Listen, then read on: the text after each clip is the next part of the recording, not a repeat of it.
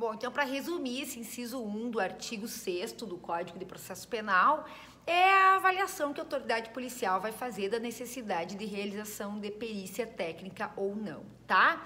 Se no local não tiver mais cadáver, o local tiver sido mexido no sentido de não foi preservado, não havia policiais militares suficientes para guarnecer e pessoas que estavam nas cercanias invadiram o local, por exemplo. Aconteceu isso naquele episódio da extorsão mediante sequestro da menina que foi sequestrada em Selba e que foi resgatada do cativeiro ali em Erval Grande. Teve uma caminhonete dos sequestradores que ficou aberta quando eles abandonaram o veículo, ela ficou aberta ali e quando foi apreendida pela polícia ela já tinha sido mexida, estava com as portas abertas, as pessoas já tinham se encostado nela, então é um veículo que não foi preservado, então, portanto, não tem como ser pedida uma perícia papiloscópica, né, para ir lá colher fragmentos de impressão digital nesse veículo, porque ele não foi preservado. Ele estava ali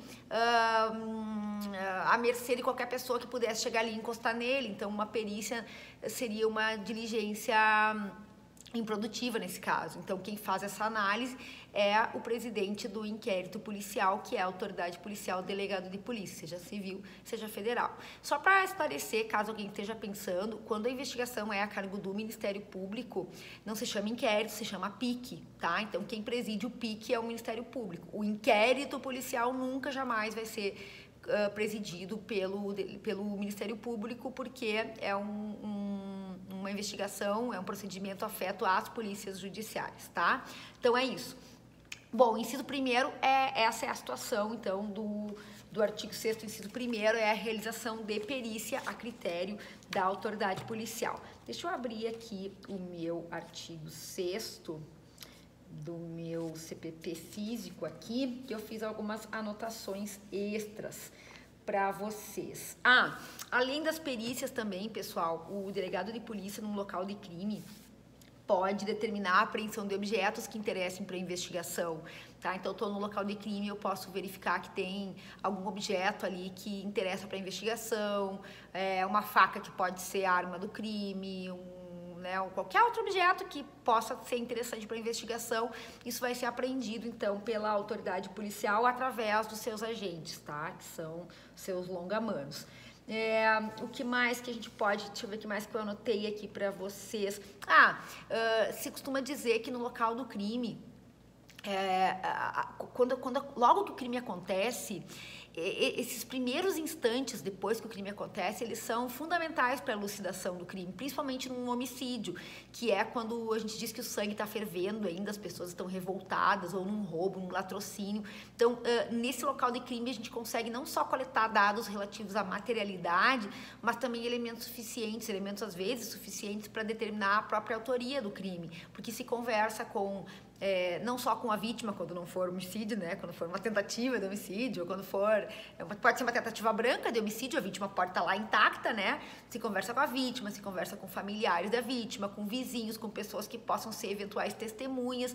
Então, essas primeiras coletas de provas ainda no local do crime, elas são de extrema relevância, né? A gente costuma dizer na Polícia Civil que quando acontece um homicídio ou um crime grave, não dá para esperar até a segunda-feira, né? Por isso que a Polícia Civil trabalha 24 horas.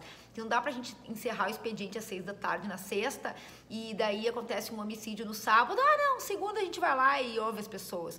Um homicídio que não é resolvido nas primeiras 24 horas ou que não há um bom encaminhamento para elucidação nas primeiras 24 horas, dificilmente vai ser depois, né? A gente costuma ter esse raciocínio na instituição, então, por isso que quando acontece alguma coisa do gênero dessas, quem está encarregado dessa investigação tem que correr para o local, estando ou não estando de plantão, e tentar elucidar o mais rápido possível, sob pena de se perderem essas provas que são colhidas no local do crime, tá?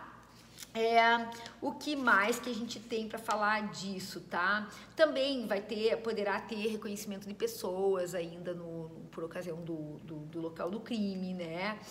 A gente pode conseguir, como eu já falei, perícia datiloscópica, perícia, desculpem, eu falei, datiloscópica, a perícia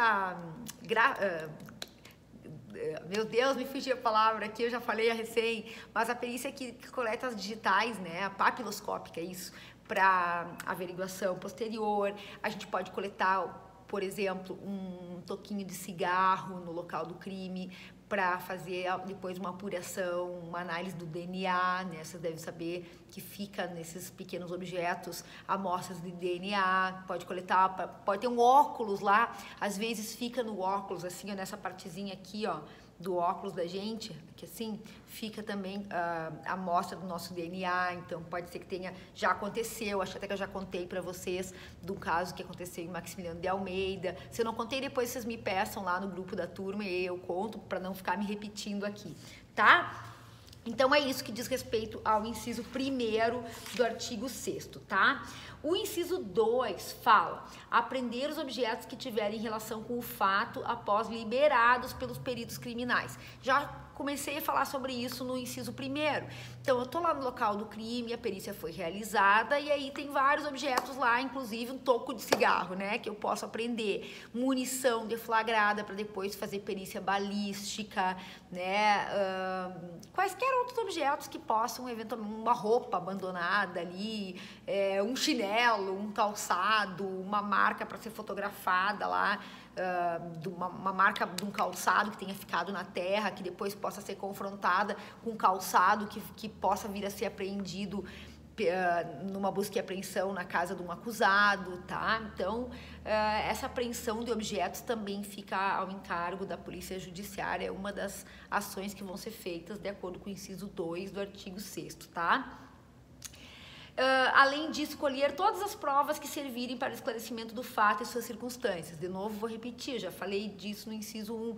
Quando não é feita essa coleta no dia, no local do crime, ou quando não há local de crime, por exemplo, uma tentativa de homicídio, a vítima leva um disparo na região do tórax, tá? Uma tentativa de homicídio. E a bala fica, bala maneira de dizer, né? Mas essa munição que foi deflagrada fica no corpo da vítima e essa vítima é socorrida e vai para o hospital. Eu não tenho local de crime, eu não tenho vítima estirada lá no chão para chamar a perícia, para fazer a perícia. Então pode ser que não haja local de crime para ser feito, né? Mas se não houver local de crime para ser feito, de qualquer maneira, cabe à Polícia Judiciária, artigo 6º, inciso 3º, colher todas as provas que servirem para esclarecimento do fato e de suas circunstâncias. Vou dar uma notícia para vocês. Provas, o item provas está no Código de Processo Penal. A gente vai estudar a análise dessas provas, então os tipos de provas estão no Código de Processo Penal apenas num percentual muito, muito pequeno.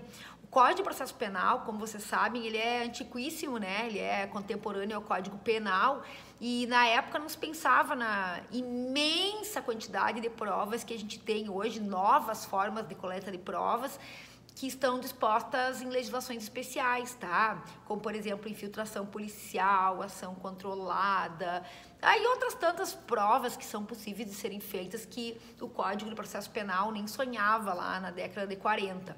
Então, quando fala aqui colher todas as provas, a gente vai trabalhar com provas que estão dispostas no Código de Processo Penal e em toda a legislação esparsa, tá? Que há um universo de provas que não estão no Código de Processo Penal e que podem ser realizadas, tá? Só para marcar isso com vocês. O que mais que eu posso dizer para vocês com relação a esse inciso 3º? É isso, inciso 4º, ouvir o ofendido, tá?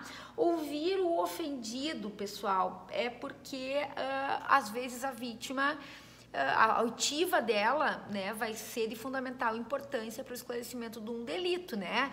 E em especial quando são vítimas de abuso sexual, há uma legislação recente, de 2016, se não me engano, que estabeleceu que crianças e adolescentes devem ser ouvidas através de um chamado depoimento especial, tá? Então, é uma legislação nova, eu não posso chamar uma menina vítima de estupro, uma menina de 6 anos, 5 anos, 7 anos, 10 anos, colocar ela na minha frente no inquérito policial e dizer: filhinha, conta pra ti o que aconteceu, o que o fulano te fez. Isso está proibido, né, por essa lei nova. Procurem aí vocês, até vou colocar aqui, ó, me deem um segundinho, deixa eu colocar aqui, lei de depoimento especial crianças. Ó, vamos ver se abriu certo aqui. 2017, tá? É a Lei 13.431 de 2017, estabelece o sistema de garantia de direitos da criança e adolescente vítima ou testemunha de violência e altera o Estatuto da Criança e Adolescente, tá? Então, tem ali uma série de regramentos, direitos e garantias, tá? E no título 3 dessa lei, a partir do artigo 7º, fala da escuta especializada e do depoimento especial, tá? Por favor, anotem aí, então, essa lei, Lei 13.431 de 2017, que vai tratar dessa forma totalmente diferenciada de serem ouvidas crianças e adolescentes, tá? Com garantias, então, todas especificadas aqui por essa nova lei, tá? Então, por que eu tô falando isso? Porque o Código de Processo Penal estabelece no artigo 6º, inciso 4º, ouvir o ofendido, tá? Então, claro, vamos ouvir o ofendido dentro das possibilidades legais. Se for criança, adolescente, vítima, através de uma escuta especializada, tá? Que vai ser realizada até, inclusive, já para explicar para vocês, através de uma produção antecipada de provas, feita no judiciário, então, com todos os regramentos que estão lá dispostos nessa lei que eu falei para vocês de 2017, tá? Fora desse caso envolvendo criança e adolescente, então a gente vai ouvir a vítima sempre que for possível, para que ela nos repasse, então, todos os elementos que auxiliarem na investigação, tá? Ainda com relação ao ofendido, pessoal, pode ser que o ofendido esteja inventando algumas coisas, né? Pode ser que o ofendido seja vítima, mas que esteja propositadamente ou não, trazendo fatos para conhecimento da autoridade policial que não correspondem à verdade. Então, essa oitiva da vítima tem que ser muito bem realizada para que a autoridade policial não seja induzida em erro, né, através de uma coleta de informações de vítima que não seja assim tão fidedigna, tá? Então, a oitiva do ofendido sempre é de relevante importância dentro do inquérito policial, tá? Dito isso, ouvido o ofendido, então, também cabe à autoridade policial ouvir o indiciado, mas eu falo disso no próximo bloco, tá ok?